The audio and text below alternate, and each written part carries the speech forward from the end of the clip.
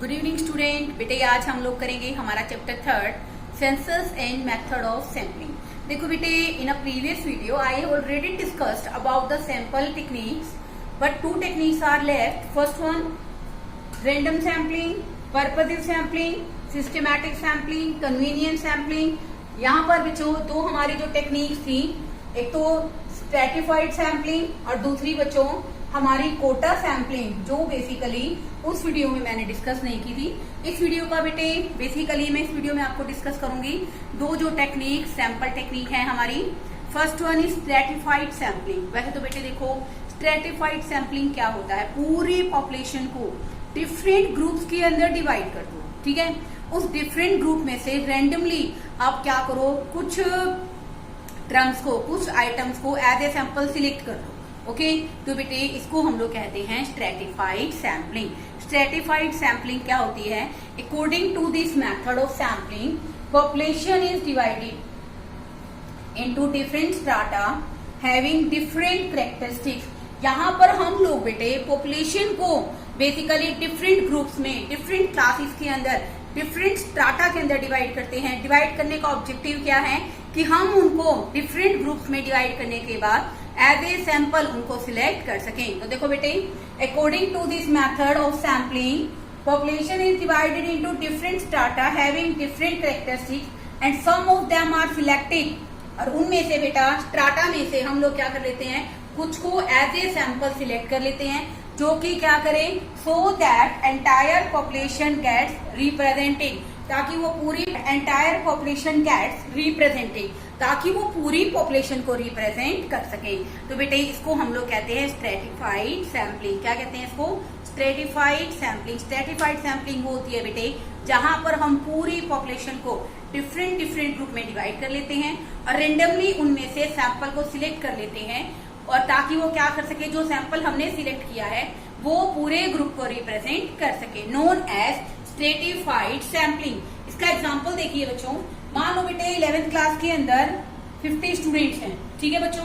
अब 50 में से 30 student having music and 20 having physical education. और बेटा मेरे को इन 50 स्टूडेंट्स में से 5 सैंपल सिलेक्ट करने हैं। तो मैं क्या कर सकती हूँ, पहले मैंने इनको 2 स्ट्राटा में डिवाइड किया, एक तो म्यूजिक और दूसरा फिजिकल एजुकेशन। अब क्या करूंगी मैं, 30 में से 3, 20 में से 2 सिलेक्ट कर लूंगी, ठीक है ना। 30 में से मैंने क्या करा, पहले तो मैंने पूरी +1 क्लास यानी कि पूरी पॉपुलेशन को 2 पार्ट्स में, 2 स्ट्राटा में डिवाइड किया। एक तो म्यूजिक स्टूडेंट 30 है जो कि, और 20 है बच्चों हमारे फिजिकल स्टूडेंट्स। तो मैं इनमें से बेटा रेंडमली म्यूजिक का 30 है, उसमें से 3 स्टूडेंट सिलेक्ट कर लिए, और फिजिकल एजुकेशन का 2 है, 20 है, तो उसमें से मैंने 2 स्टूडेंट सिलेक्ट कर लिए। अब जरूरी थोड़ी ना कि मैं हर बार यही प्रपोर्शन रखूं, ऐसा जरूरी नहीं है। मैं ऐसे भी कर सकती हूँ कि म्यूजिक में से मैंने 4 स्टूडेंट सिलेक्ट कर लूं और फिजिकल एजुकेशन में से मैं सिंगल स्टूडेंट सिलेक्ट करूं, क्योंकि मुझे तो 5 सैंपलिंग करने हैं, मुझे 5 student as a sample select करने हैं। तो बेटे 5 में से मैं 3 और 2 का प्रपोर्शन भी ले सकती हूँ और 4 और 1 का ले सकती हूँ। अब देखो, the choice will be governed by the nature of inquiry and wisdom of investigator. बेटे हमारा जो बेसिकली हम लोग जो इंक्वायरी कर रहे हैं उसकी नेचर पर, और जो हमारा इन्वेस्टिगेटर है वो कितना कुशल है, कितना मतलब बेसिकली बुद्धिमत्ता का प्रतीक, मतलब कितनी उसके अंदर आईक्यू लेवल है, उसके आधार पर बेटे वो क्या करता है, डिफरेंट स्ट्राटा में से रैंडम सैम्पलिंग के थ्रू क्या करता है, सिलेक्शन करता है। This is also known as stratified sampling. अब देखो बेटे, अब देखो it is also called mix sampling. अब देखो बेटे हम इसको क्या कहते हैं, मिक्स सैम्पलिंग भी कहते हैं, because it is a mixture of random sampling and purposive sampling. दोबारा से सुनिए बच्चों, it is also known as mix sampling. Why it is called mix sampling, because this method involves both methods, both माने first one is random sampling and second one is purposive sampling. अब देखो कैसे है ये दोनों चीजें, क्योंकि देखो बेटे हमने इनको डिफरेंट स्ट्राटा में डिवाइड किया, म्यूजिक में और फिजिकल एजुकेशन में। ये मैंने अपने पर्पस के अकॉर्डिंग किया, मुझे अपने ओपिनियन में जो सही लगा मैंने +1 क्लास को इस तरह से क्या कर दिया, स्टूडेंट डिवाइड कर दिया। This is the purposive sampling.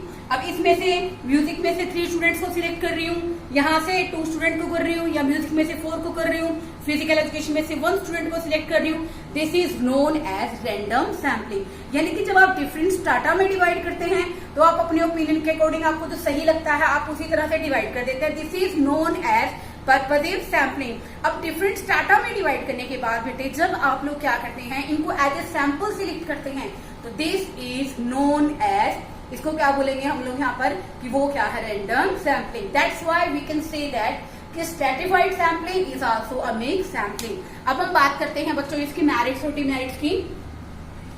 This method covers diverse characteristics of population. जैसे देखो बेटे हमारी पॉपुलेशन में दो कैरेक्टरिस्टिक्स है ना, एक तो music, the student who opt music, the student who opt physical education. इसका मतलब बच्चों जो ये मेथड है हमारा डाइवर्स माने डिफरेंट कैरेक्टरिस्टिक्स को कवर करता है। Second one, when the diverse characteristics are covered then comparative analysis will be possible। अगर हम लोग बेटे डाइवर्स कैरेक्टरिस्टिक्स को कवर कर सकते हैं इस मेथड में, तो हम उनको कंपैरेटिव एनालाइज भी कर सकते हैं। कैसे कर सकते हैं कि म्यूजिक के अंदर स्टूडेंट्स क्या हैं, ज्यादा हैं, और जबकि फिजिकल के अंदर स्टूडेंट्स क्या हैं, कम। जब हम लोग डाइवर्स कैरेक्टरिस्टिक्स को कवर करते हैं then it become possible to take a comparative analysis of the data. Next one, this method of sampling offers reliable and meaningful result. ये मेथड बेटे जब भी हम लोग यूज करते हैं ना, तो इसके सबसे बेसिकली एक मेन कैरेक्टरिस्टिक क्या है कि इससे हमें जो रिजल्ट मिलते हैं वो मीनिंगफुल भी होते हैं और नो डाउट पूरी तरह से विश्वसनीय भी होते हैं। अब हम बात करते हैं, कहते हैं ना अगर किसी के अंदर पॉजिटिविटी है तो कुछ डार्क स्पॉट्स भी हैं। Dark spots are known as a demerits. There are some demerits of this method also. The method is suitable when there is a complete knowledge about the population. Yes, obvious. क्योंकि देखो बेटे अगर आपको पूरी population के बारे में यही नहीं पता कि आपके प्लस वन क्लास में स्टूडेंट्स को क्या क्या सब्जेक्ट ऑफर किए जा रहे हैं, तो आप मेथड यूज ही नहीं कर सकते। When you don't have about the knowledge of complete population, then this method serves no specific information. Second one, when the size of population is very small। अब देखो बेटे यहाँ तो स्मॉल साइज क्या था, प्रॉपर था, 50 स्टूडेंट थे, मैंने इसको 30-20 में डिवाइड कर लिया। लेकिन बेटे मान लो अगर हम स्ट्रैटिफाइड सैम्पलिंग को यूज करना चाह रहे हैं, हमारे पास सिर्फ 2 ही स्टूडेंट है, तो अगर पॉपुलेशन का साइज ही स्मॉल है तो हम उसको डिफरेंट स्ट्राटा में कैसे डिवाइड करेंगे? ऑब्वियसली हम लोग स्ट्राटा में डिवाइड नहीं कर पाएंगे। जब हम लोग बेटे डिफरेंट स्ट्राटा में डिवाइड करते हैं तो हम लोग क्या करते हैं बेटे, पर्सनल बायसेस, अपनी ओपिनियन में अपने को जो बेस्ट लगता है उसी के अकॉर्डिंग डिवाइड कर देते हैं। तो बेटे ये जो हमने डिवाइड किया है डिफरेंट स्ट्राटा में, तो यहाँ पर बेटे इसकी पर्सनल बायसनेस की पॉसिबिलिटीज बढ़ जाती हैं। तो देखो personal biasness at the time of making strata, strata को बनाते समय डिफरेंट ग्रुप्स में डिवाइड करते समय यहाँ पर बेटे पर्सनल बायसनेस की पॉसिबिलिटीज बढ़ जाती है। There is a last method that is known as quota sampling. Quota sampling क्या होता है? देखो बेटे मैं तुम्हें एक चीज बताती हूँ, यहाँ पर हम लोग क्या करते हैं बच्चों, डिफरेंट ग्रुप्स में पॉपुलेशन को डिवाइड कर देते हैं। ओके, अब वहां पर हम लोग हर एक पॉपुलेशन को डिफरेंट ग्रुप्स बनाए, 4 या 5 ग्रुप्स बनाए मैंने पूरी पॉपुलेशन के, उनके डिफरेंट कैरेक्टरिस्टिक्स के आधार पर।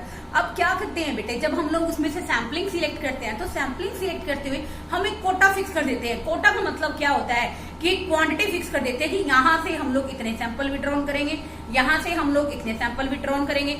जैसे देखो बेटे 11th क्लास के अंदर आपके पास कितने सारे सब्जेक्ट्स हैं, अकाउंट्स के कितने स्टूडेंट लेंगे? पहले में हमने क्या किया, कुछ बच्चे जो अकाउंट्स में बहुत अच्छे हैं, कुछ बच्चे जो बिजनेस स्टडीज में अच्छे हैं, कुछ बच्चे जो इकोनॉमिक्स में अच्छे हैं, ऐसे स्टूडेंट्स जो मैथ्स में अच्छे हैं। मैंने 4 क्राइटेरिया में 4 ग्रुप्स में डिवाइड कर दिए।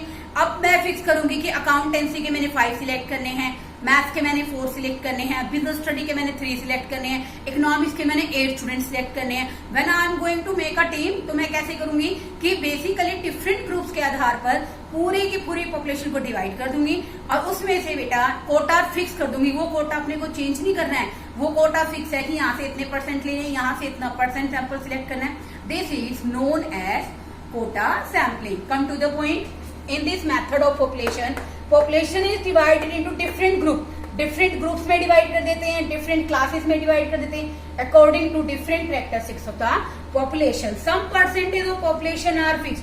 यहाँ पर हम लोग डिफरेंट ग्रुप के लिए क्या कर देते हैं, पॉपुलेशन फिक्स कर देते हैं। और जो इन्वेस्टिगेटर है फिक्स्ड नंबर ऑफ आइटम को हर एक ग्रुप में से क्या कर लेता है, एज ए सैंपल फ्रेम कर लेता है। वैसे तो देखो बेटा ये जो मेथड है लिस्ट एक्सपेंसिव है, इसमें बेसिकली कम खर्चीला है मेथड, इसके अंदर जो एक्सपेंसिव है काफी कम रहते हैं।